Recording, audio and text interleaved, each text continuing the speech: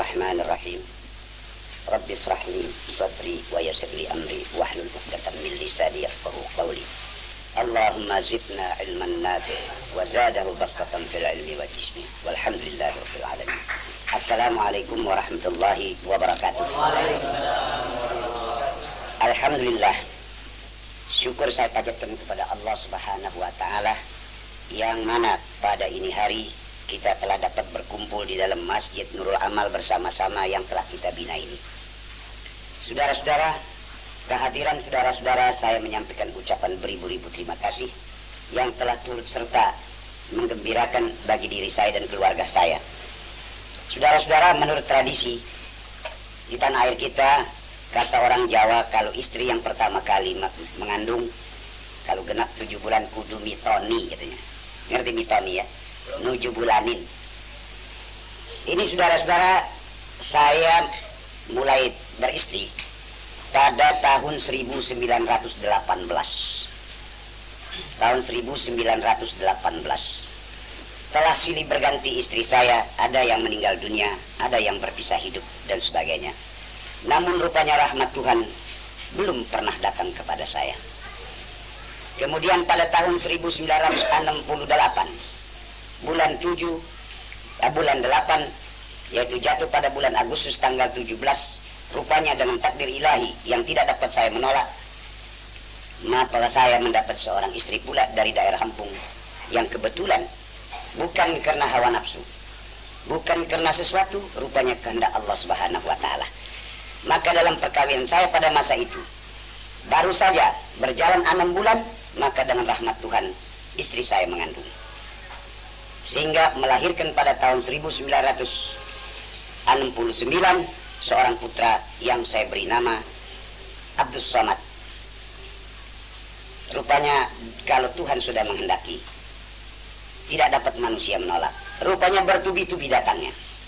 Walaupun dalam pergaulan jarang sekali saya bertemu dan berkumpul dengan istri saya, tapi Tuhan menghendaki, tidak dapat manusia menolak. Tahun 71 saya menerima seorang putri yang saya beri nama Mas Nun. Tapi setelah itu, maka istri saya yang di Bekasi ini dengan rahmat Tuhan rupanya tidak mau ketinggalan, diberi oleh Allah Subhanahu wa taala. Teringatlah oleh saya sejarah Nabi Ibrahim alaihissalam. Setelah beliau, Nabi Ibrahim berusia umur 71 tahun. Umur 71 tahun dalam sejarah. Kalau mengukuran sudah tua orang 71. Sebagaimana saya pun pada ini saat sudah 72 tahun. Ketika itu Sarah merasa sedih karena bersuami istri yang begitu lama tidak mendapat keturunan. Maka diambilnya seorang budak belian yang dinamakan yaitu Hajar dari Mesir, dikawini suaminya tatkala berusia umur 71 tahun. Maka umur 72 tahun mendapat seorang putra yang diberi nama Ismail alaihissalam, yang menjadi keturunan junjungan kita Nabi Muhammad sallallahu alaihi wasallam. Saudara-saudara, saya bukan gembira, bukan saya merasa bangga tatkala diberi amanat ini oleh Allah Subhanahu wa taala. Maka dikala malam hari, dikala saya sujud, menetes air mata saya tidak tertahan.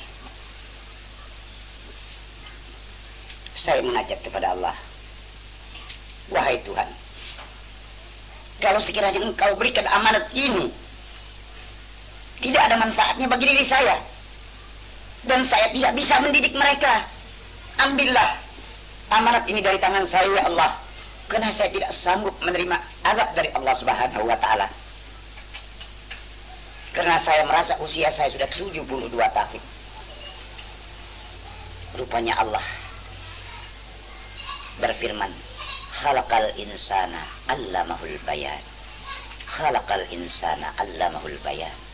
Hai manusia, hai Nasir, saya telah jadikan kamu dan saya berikan kamu ilmu dengan ilmu yang orang tak dapat menguasainya.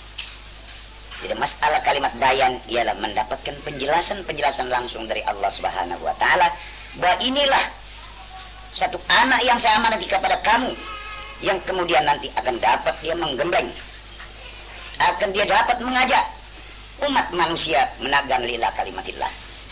Maka dengan ucapan ini saya menjawab sami'na wa ta'na. Ya Tuhan, kalau demikian berilah kekuatan saya untuk turut serta membina anak saya dan untuk menggembleng anak saya, sebab cita-cita saya tidak ada perubahan dari semenjak dahulu. Sekali saya berkata, jiwa raga saya lam yartahu, saya tidak pernah ragu, saya tidak pernah bimbang. Wajahadu fi sabilillah, saya sediakan diri saya untuk bersungguh-sungguh di jalan Allah Subhanahu wa taala. Alhamdulillah, 3 zaman saya telah rasakan. Tidak pernah saya mengabdi kepada bangsa apapun juga. Tidak pernah, walaupun saya punya orang tua, seorang abdi dari penjajahan, saya punya uak sebagai penghulu penjustisi dan sebagainya, namun saya tidak akan mengabdi kepada siapapun selain daripada Allah Subhanahu wa taala. Saya korbankan jiwa raga saya dan tidak ragu-ragu, walaupun dengan berjalan kaki dan sepeda, sanggup saya menyebarkan agama Islam ke seluruh pelosok Indonesia. Saudara-saudara, apa yang telah saudara dengar dari Pak Sudrajat tadi, memang cita-cita saya tidak lebih tidak kurang. Saya akan mengajak manusia, terutama manusia-manusia yang telah mengaku dirinya seorang Islam. Saya ingin mengislamkan mereka. Tentu perkataan ini saudara-saudara akan bingung. Kenapa orang Islam akan diislamkan? Sebab saudara-saudara, pernah saya bertemu dengan kawan saya, pakai dasi malang melintang, pici miring, celana komprang. Dia berkata, wahai saudara Nasir, saya tidak berjumpa kepada kamu sudah 10 tahun, tapi sekarang kau kenal saya. Saya adalah seorang yang sudah menjadi kaya raya. Kerawang, Cikampek, semua sawah selebar itu adalah saya punya. Toko di pasar Kerawang semua saya punya. Kalau uang tidak kurang di kantor bank, namun rokok sebatang tidak punya, minta 1 sebatang. Saya berpikir, kok sawahnya banyak, rumah gedongnya banyak, rokok sebatang minta sama yang nggak punya. Jadi apa pendapat saya? Kalau begitu pengakuan mereka orang kaya, tapi rokok sebatang tidak punya, itu tanda mengaku orang kaya tidak punya rokok. Nah, begitulah umat Islam di Indonesia, saudara-saudara. Semenjak tahun 1928 saya bersama-sama dengan Tuan Hasan, Bangil, Nasir, Fakhrudin Al-Tahiri. Di sana, saudara-saudara, baru saya ketahui bahwa betul di Indonesia perlu diislamkan orang yang mengaku Islam. Artinya mengaku kaya tapi tidak punya rokok sebatang. Ini saudara-saudara. Nah, mari saya akan jelaskan kepada saudara-saudara bagaimana Nabi Ibrahim alaihissalam. Beliau seorang anak tukang membuat patung dari Raja Namrud. Jadi abdi dari Raja Namrud, Raja Majusi, kerjanya membuat patung seperti orang Jepara dan Jogja itu. Maka dikala itu istrinya mengandung. Maka di dalam kandungan itu istrinya mendapat ilham dari Allah Subhanahu wa taala. Melihat cahaya yang cemerlang menyinari, yaitu di Jaziratul Afrika. Maka tatkala impian ini disampaikan oleh suaminya, suaminya mengangkat tangan. Apa dia berkata? Semoga anak saya akan menjadi hamba Allah yang takwa kepada Allah Subhanahu wa taala. Namun nasib tidak disangka. Maka impian ini terdengar oleh Raja Namrud. Maka Raja Namrud memanggil ahli nujumnya seluruhnya, menanyakan bagaimana tentang keadaan kerajaan saya. Maka dikatakan oleh ahli nujum yang jelas itu, nanti kalau ada seorang anak laki-laki yang lahir, harus Tuhan bunuh, karena dia akan menjatuhkan kerajaan Tuhan. Bingunglah ayah Nabi Ibrahim, bagaimana istrinya bulannya sudah dekat. Akhirnya dititipkannya lah, disingkirkannya Nabi Ibrahim supaya jangan sampai terbunuh. Nasibnya sama dengan Nabi Musa. Cuma Nabi Musa dibuang di lautan, tapi ini dibuang di hutan. Sehingga dipelihara oleh orang-orang yang tidak diketahui. Sehingga Nabi Ibrahim itu besar. Tapi tatkala baru usia 3 tahun, Nabi Ibrahim sering dibawa oleh ayahnya masuk di rumah berhala Raja Namrud. Di situ ada bertingkat-tingkat. Ada yang besar, ada yang kecil, ada yang paling kecil. Maka dia sudah mempunyai perasaan masih kecil. Kenapa ini raja menyembah batu, patung yang dibuat oleh ayah saya yang tidak bisa berbuat dan berkata, tapi kenapa dia menyembah dan dia tidak mau menyembah pada Tuhan yang menjadikannya? Maka jahatnya Nabi Ibrahim di kala kecil, diambilnya kapak, dipatah-patahin batang leher kaki tangan yang kecil-kecil. Maka setelah yang kecil dihancurkannya, kapaknya itu ditaruh di lehernya tangan yang tepekong yang besar. Lalu dia mengumpat di samping pintu. Tatkala Namrud datang di sana, melihat tepekong yang kecil-kecil hancur, dia bertanya, "Hei, tepekong yang besar, kenapa ini anak-anak kecil kamu patah-patahin? Kata Tepekong itu menjawab, padahal bukan Tepekong, yang iblis yang ada di dalam Tepekong itu berkata, yang menghancurkanlah ada Ibrahim. Dicarilah Ibrahim. Maka Ibrahim tatkala ketemu Namrud, mari, hei Ibrahim, kenapa kau potong-potong? Siapa bilang? Itu saya punya Tuhan yang memotong, yang berkata, coba ajak saya Tuhan. Masih kecil. Waktu ditanya oleh Ibrahim, hei patung yang besar, kenapa kau bilang saya? Coba bicara. Ya setan nggak ada Nabi Ibrahim, lari itu setannya. Diam saja. Nah Tuhan bohong ini. Dia tidak bisa bicara, dia bohong, dia itu yang potong-potongin. Buktinya kapak ada di lehernya katanya. Begitulah perjuangan Nabi Ibrahim untuk menghancurkan segala berhala-berhala yang ada di dalam tempat itu. Ini yang penting bagi saudara, definisi tadi. Apa definisinya? Jadi yang penting saudara-saudara menghancurkan berhala-berhala abadat tauhid yang ada di dalam rumah saudara-saudara. Ya, itu berhala nyarangi di dalam rumah. Jadi rumah manusia ialah jasmani. Nah di sanalah iblis bersarang. Yang namanya iblis itu namanya Kuhail. Iblis itu namanya Kuhail. Bagaimana kerjanya si iblis? Kalau dengar orang menyebut nama Allah, dia ngumpat di kuping sehingga tidak terdengar nama Allah. Kalau dia orang mendengar ngaji, dia lompat keluar, dia main ayunan di bulu mata. Maka itu sampai orang duduk geriut. Duduk. Waktu ditanya, kuah, para murid paham kiai cina, padahal dia tidur.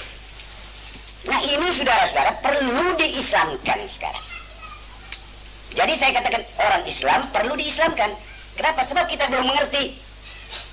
Nah mari saudara-saudara, inna dina indallahil Islam. Sesungguhnya peraturan yang ada di sisi Allah ialah kesejahteraan.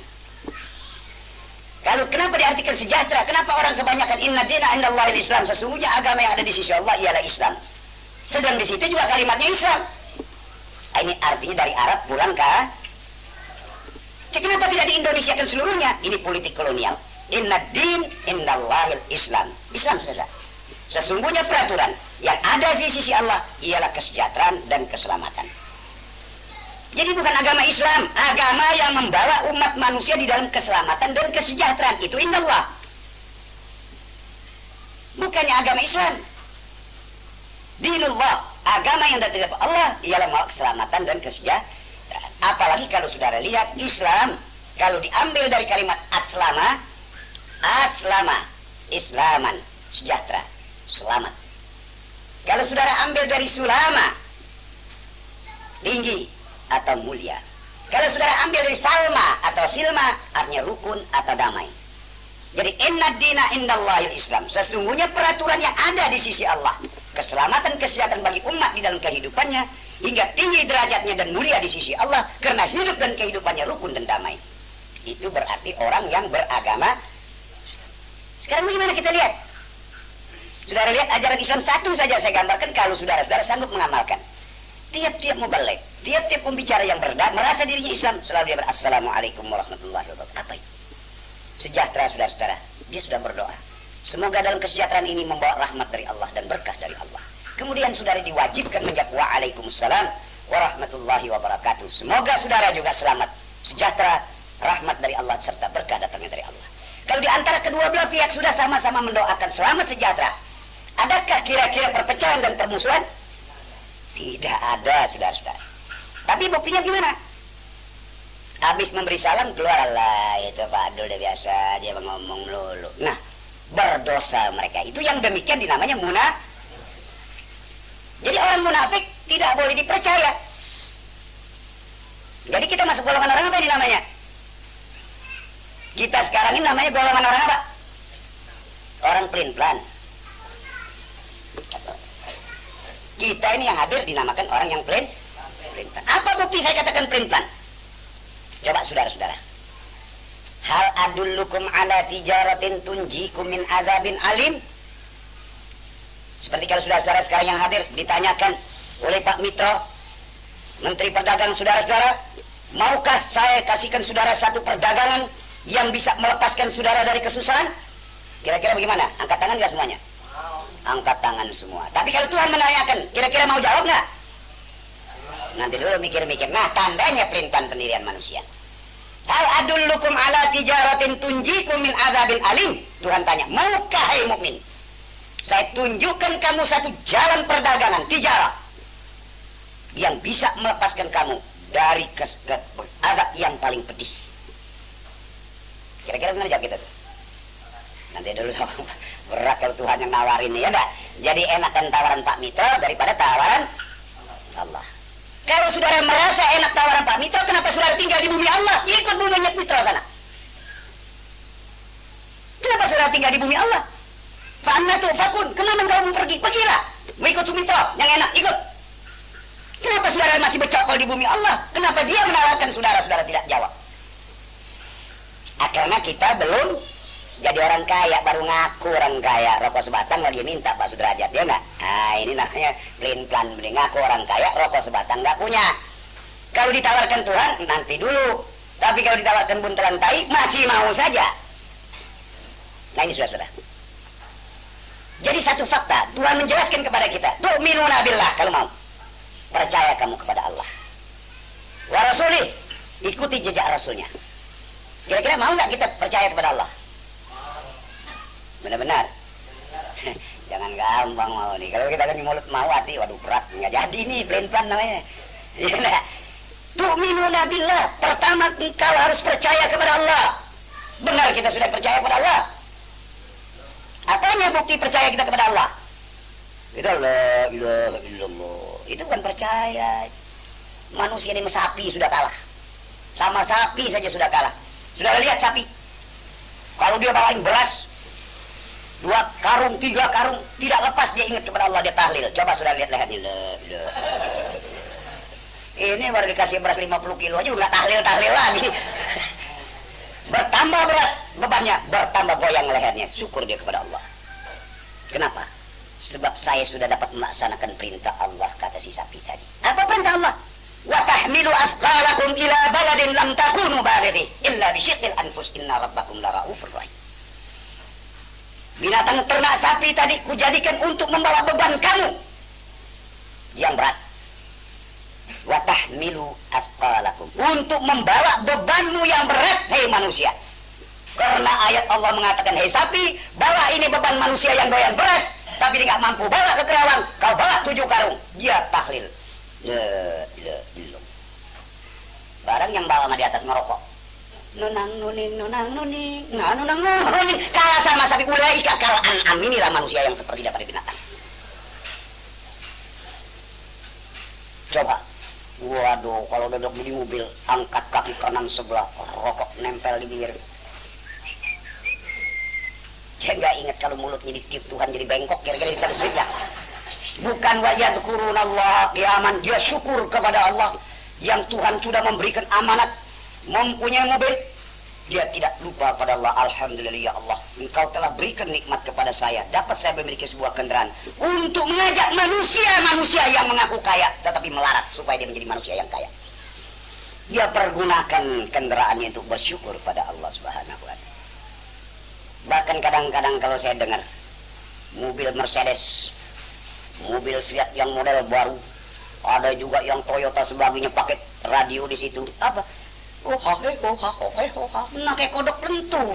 Itu yang disetel di recorder. Coba kalau dia A'udzubillahi minasyaitonirrajim. Sadar dia, wahai Tuhan, kepada engkau lah tempatku mohon perlindungan dari segala sifat sombong dan riya. Gila nggak sombong gitu tuh? Kalau ketemu kawan lagi jalan kita tuterin, bung, kemana? Mau ke situ Pak, kerawang, berhenti mobil, naik, masih muat, kalau 2 orang lagi. Nah, tapi karena dia tidak dengar ayat Al-Quran yang A'udzubillahi minasyaitonirrajim, cuma nyandang, itu dia dengar, sehingga kawannya, Pak, mana? Wah, numpang Pak, cepet begini. Tapi bukan kita ini, bukan orang yang ngaku Islam. Mana dia Islam? Mana dia kesejahteraan dan keselamatan? La yu'minu ahadukum hatta yuhibba li akhihi ma yuhibbu li nafsi. Tidak kamu dinamakan orang yang beriman kalau belum mencintai saudaramu seperti engkau mencintai dirimu sendiri. Berat nggak tuh? Gampang untuk minuna billah, beriman kepada Allah. Kalau cuma kalau nggak percaya, saya ini asyhadu an la ilaha illallah sama Siapiau. Siapiau juga di depan tokonya saudara lihat, dia pasang Pancasila jiwaku, Pancasila darahku. Waktu saya tanya, ya lu ngerti tuh? Ngai kagak tahu tuh lah. Satili minta doceng tuh pasang depan lu lah. Ngai pasang lah cincai lah. Nah ini sama saja. Satili itulah tukang melek pasang 2.000 noceng tuh ngai bayar. Ngai kagak tahu apa-apa. Jadi kalau kita sama masih apiau nih, ngaku orang mukmin tapi tidak mengerti apa isi daripada iman itu tadi. Nah inilah saudara-saudara yang penting bagi saya. Alhamdulillah dengan bertemunya saya kepada saudara kita Haji Akhyas, bukannya Haji Akhyas lagi, yaitu Haja ini. 2 kali sih sebabnya, jadi Haja ini Akhyas 2 kali pergi haji, ya enggak? Alhamdulillah semenjak 1 tahun berjalan bersama-sama dengan saya dengan kawan-kawan amaliyah kita buktikan bahwa betul-betul kita ingin lam yartabu, tidak ragu, telah berdiri masjid yang sekecil ini. Kenapa? Karena keyakinan kita kepada Allah Subhanahu wa taala, wa huwa ma'akum ainama kuntum wallahu bima ta'maluna basir. Dia beserta kamu di mana kamu ada. Karena dia mengetahui apa yang kamu katakan dan yang kamu ucapkan tadi. Nah inilah saudara-saudara yang penting bagi kita. Jadi saya berkata, kalau sekarang istri saya telah mengandung 7 bulan, kalau anak ini kira-kiranya tidak akan menjadi seorang yang mengabdi kepada Allah, lebih baik ya Allah ambillah dulu dia, jangan sampai dia terbit di muka bumi untuk mengambil dosa sebanyak-banyaknya. Sebab saya tidak sanggup mempertanggungjawabkan. Nah saudara-saudara, inilah sebabnya keadaan saya pada ini hari mengajak saudara-saudara. Sehingga saudara-saudara sengaja Pak Sudrajat saya panggil. Bukan apa-apa, untuk menunjukkan saudara-saudara apa yang diuraikan tadi, kita berikan PT Tridaya Sekali Ondo. Kenapa dinama Tridaya? Bahkan Tridaya itu kalau dipersingkat jadi TDA. Bertanya-tanya apa itu di TDA? Saya jawab gampang saja, TDA Tauhid Dakwah Agama. Maka itu namanya Tridaya. Tri itu bahasa Sanskerta, 3 daya kekuatan. Jadi 3 kekuatan tauhid dakwah agama Allah Subhanahu wa taala. Arti mengajak manusia ke jalan agama Allah Subhanahu wa taala untuk mencapai apa? Mencapai Islam. Jadi bukan agama Islam. Tauhid adalah dakwah agama Allah untuk mencapai tujuannya atau sasarannya ialah Islam. Selamat sejahtera umat manusia, tinggi derajatnya dan mulia di sisi Allah, darajatun inda rabbihim wa maghfiratun wa rizqun karim, karena dia mau berdakwah untuk menegakkan agama Allah Subhanahu wa taala. Saudara-saudara, Tridaya, 3 kekuatan. Qalbi qauli fi'li. Jadi bukan omongan. 3 kekuatan dijadikan tauhid, diikat yang teguh, jangan sampai berantakan. Datanglah utusan-utusan dari Lampung. Saudara Mukhyal. Tahu Mukhyal ya? Udah kenal saudara Mukhyal? Ada sini enggak? Muhammad Yakub Lubis. Jadi dipendekkan namanya Mukhyal BA. Ya, Muhammad Yakub Lubis BA. Batak asli ya ini. Dan ada juga saudara Sobri. Ya, namanya saja sudah Sobri, artinya orang yang tidak putus asa. Pokoknya dia kalau masih ketemu nasi 3 piring nggak bakal ngeluh dia. Ya, sebab dia Sobri, sabar. Nah, sudah ditambah lagi dengan bapak kita bernama Sudrajat. Ini saudara-saudara, memang sudah lama saya kenang-kenangkan. Saya cari mana ini. Sebab saya tahu di sana Pak Sudrajat adalah keturunan daripada Pangeran Sabu Kingking. Sudah tahu Sabu Kingking namanya siapa itu? Gelarnya itu Sabu Kingking. Sabut artinya tali pinggang, Kingking bisa mengikat. Begitu ilmu yang dimiliki oleh Pangeran Sabu Kingking, sehingga dengan sabutnya umat manusia dapat terikat menjadi seorang muslim. Yang makamnya pada masa saat ini berada di daerah Pesunyatan, Banten. Sehingga beliau menurunkan takhta kerajaan kekuasaannya di daerah Jawa Barat yang bernama yaitu Pangeran Sumedang. Sehingga berketurunan turun-temurun sehingga bertemulah nama Sudrajat. Jadi sesuai. Kalau sekarang Tridaya, 3 kekuatan dipimpin dengan orang yang mempunyai kemauan tinggi. Derajat artinya kemauan yang tinggi. Nah, darajatan indallah, dia mendapat satu derajat di sisi Allah. Sehingga saudara-saudara dengan tekad yang baik, kemauan yang keras, dengan syarat saya rasa belum ada satu PT di Indonesia yang tercantum di dalam aktanya dakwah, pendidikan dan pembinaan mental. Belum ada saya rasa. Yang ada yaitu baru PT Tridaya Kali Ondo. Di dalam aktanya tercantum dakwah pendidikan agama Islam. Dan mencita-citakan dengan satu objek yang baru, yaitu akan membangun satu pesantren gaya baru. Yang para alim ulama di Jawa Timur berkumpul, bermusyawarah, masing-masing ingin mendirikan pesantren gaya baru, mendirikan pesantren karena mendengar Pak Harto akan memberikan uang sumbangan 50 juta, siapa yang bisa? Jadi bukan bikin pendidikannya, mikirin kena 50 juta inilah, kalau gua dapat lumayan juga bisa tambah 2 istri lagi. Ini saudara. Jadi berbeda dengan Tridaya. Tadi telah dijelaskan bahwa kita dengan modal Bismillahirrahmanirrahim, dengan yakin dan ikhlas, alhamdulillah. Begitu berdiri pada hari Jumat Kliwon, sesuai juga dengan kelahiran Pak Sudrajat, kita berkantor di Jalan Inspeksi nomor 31 dengan modal Bismillahirrahmanirrahim, dengan rahmat Allah dan kasih sayangnya, sehingga berdiri. Nah, saudara-saudara sekalian, oleh karena itu, saya pernah mendengar Pak Sudrajat bilang, ini kita harus mempunyai andil 50 juta. Jadi tiap-tiap satu andil 100.000.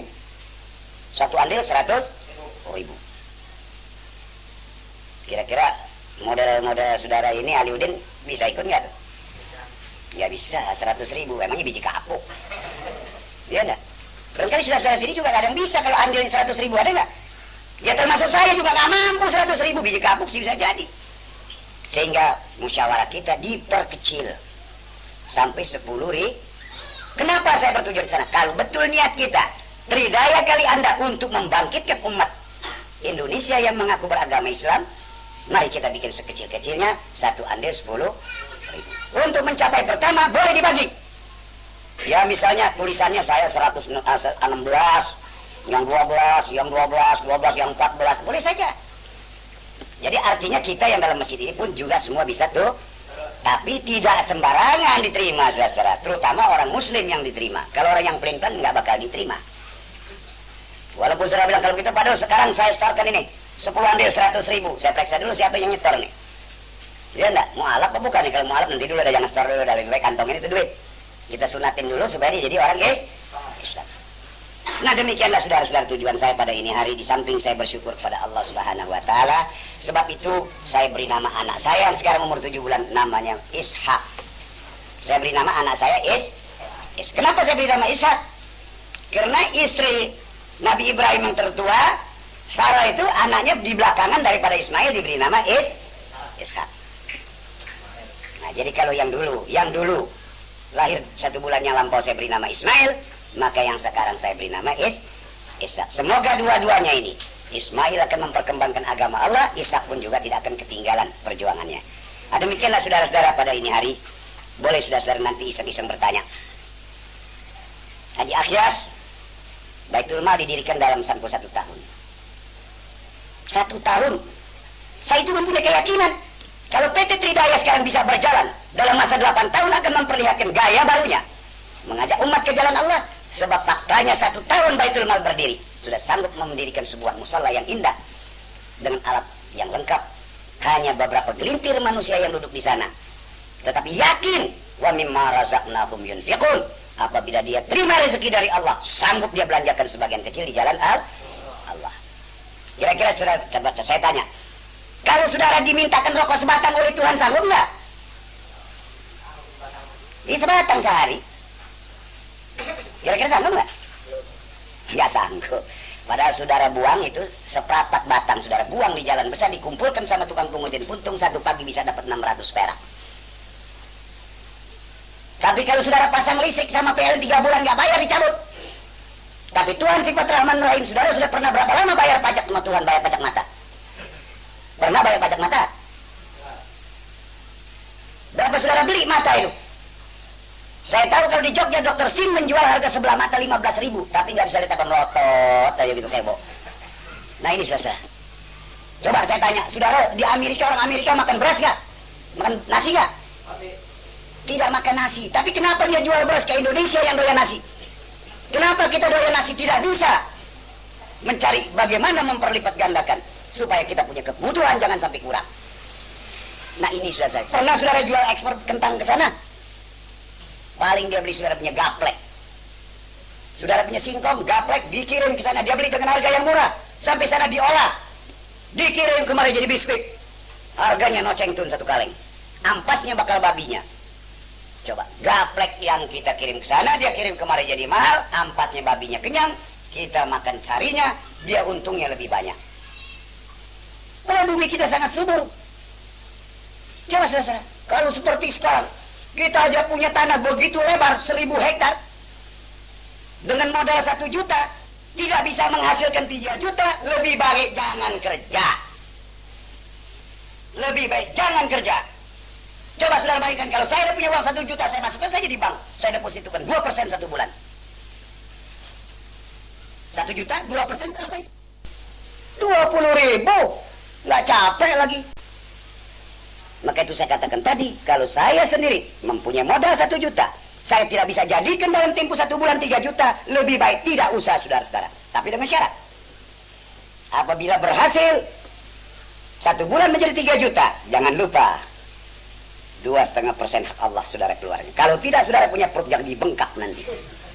Sebab saudara doyan makan tapi nggak mau berat. Nah inilah saudara-saudara yang pokok. Saya katakan saya dengan Umar hanya mempunyai uang 850.000. Sekarang sudah mempunyai tanah 1.000 hektar resmi. Bukan cerita. Bahkan sudah tidak berapa hari lagi barangkali insya Allah dapat investasi kredit. Kenapa? Sebab tanah saya betul 1.000 hektar, tidak bohong. Tanah milik. Dengan uang 850.000. Jadi kalau saya mau jual sekarang sudah menjadi 10 juta itu.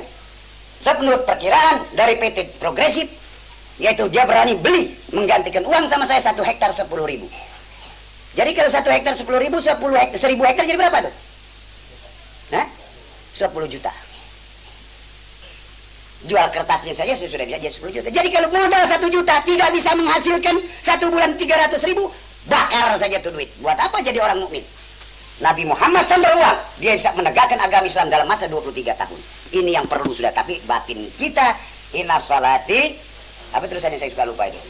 Wa nusuki, wa mayaya, wa mamati lillahi, bohong. Ini mana lillahi rabbil alamin. Lil perut saya dulu, lil bini saya dulu. Ya enggak? Ini bohong kita banyak, di mana Tuhan mau kabulkan doa kita. Coba saudara lihat kodok. Tuh kodok tuh di pinggir sawah. 3 kali dia angkat tangannya, kreok, kreok, kreok, turun hujan. Kenapa? Dikabulkan. Karena jiwanya bersih, nggak pernah sentimen dengan kawannya. Yang satu mangap dapat nyamuk, dia bilang apa? Alhamdulillah. Yang satu dapat balang, alhamdulillah. Nggak sih yang dapat nyamuk bilang, lu sih enak aja balang lu. Gua mau nyamuk, nggak ada. Kita enggak, kalau lihat kawannya mulain aja pakai Toyota aja udah, nah korupsi. Gitu. Jadi kalau orang Islam naik mobil, korupsi. Ya enggak? Kalau jalan kaki aja, tuh, Kapten Haji Astawi, mau ke kantor jalan kaki, Kapten apa? Wah, kalau naik mobil, nah korupsi. Ini namanya manusia yang begini lebih bagus galiin lubang, tahlilin dia kubur siang-siang. Tapi kata hidup, tidak berakal, dikata mati, 3 piring kurang. Ini modelnya sama sama kita, ya enggak? Mudah-mudahan saudara-saudara, setelah saudara pulang dari sini, sambil saudara punya doa, semoga anak saya yang dalam kandungan, Muhammad Ishak, dikabulkan Allah menjadi seorang dai yang sanggup mengajak saudara-saudaranya di kemudian menggantikan kita bersama. Sampai di sini saudara saya tutup dengan ucapan Rabbana atina fid dunya hasanah wa fil akhirati hasanah wa qina adzabannar. Wahai Tuhan kami, berilah keselamatan, berilah kami kesejahteraan yang sebagus-bagusnya di atas dunia untuk menjadi teladan bagi bangsa dan umat di muka bumi. Wahai Tuhan kami, berilah kami keselamatan dan kesejahteraan di akhirat kelak dan hindarkan diri kami daripada siksa neraka-Mu yang sangat pedih. Amin ya arhamar rahimin. Irhamna ya zal jalali wal ikram. Walhamdulillahi rabbil alamin. Assalamualaikum warahmatullahi wabarakatuh.